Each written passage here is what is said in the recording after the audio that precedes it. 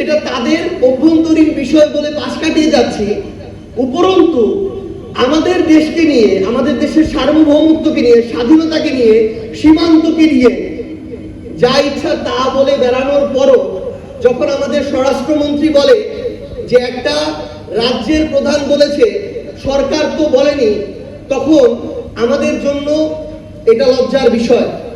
কারণ একটা রাজ্য প্রধান, একটা রাজ্য সরকারের বাইরে, রাষ্ট্রের বাইরে আলাদা কিছু না। কিন্তু আমরা ভারতকে উদ্দেশ্য করে স্পষ্ট করে কিছু কথা বলতে চাই।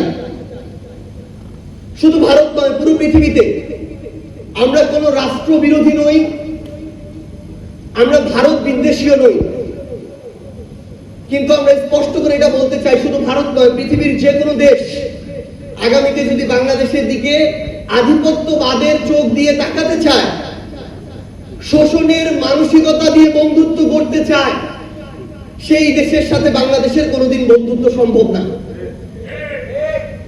তারা যদি মনে করে যে বন্ধুত্ব করবে সরকারের সাথে, ক্ষমতার সাথে, আমরা স্পষ্ট করে একটা কথা বলতে চাই, জনগণ স্থায়ী, জনগণই রাষ্ট্র। বন্ধুত্ব করলে জনগণের সাথে করতে হবে, রাষ্ট্রের সাথে করতে হবে। আগামীর বাংলাদেশে পৃথিবীর যে কোনো দেশ যদি চিন্তা করে কোন সরকারকে ক্ষমতায় টিকিয়ে রেখে জনগণকে উপেক্ষা করে বাংলাদেশকে তাবেদারি রাষ্ট্র বানাবে, আমরা স্পষ্ট করে একটা কথা বলতে চাই, ওই সরকার আগামীর বাংলাদেশে কোনোদিন হতে পারবে না, ক্ষমতায় আসতে পারবে না, টিকতে পারবে না, যে সরকার জনগণের আকাঙ্ক্ষাকে উপেক্ষা করবে। এবং আমরা আমাদের জায়গা থেকে বাংলাদেশের প্রশাসনকে,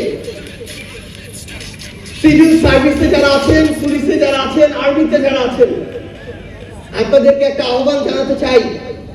অভ্যুত্থান পরবর্তী বাংলাদেশে পুলিশের ঊর্ধ্বতন একজন কর্মকর্তা যখন নিজেকে একজন দলীয় প্রধানমন্ত্রী দেখে মেরুদণ্ডটা এতটা বাঁকা করে নিজেকে সঁপে দেয়, তখন এর চেয়ে লজ্জার আর কিছু হতে পারে না।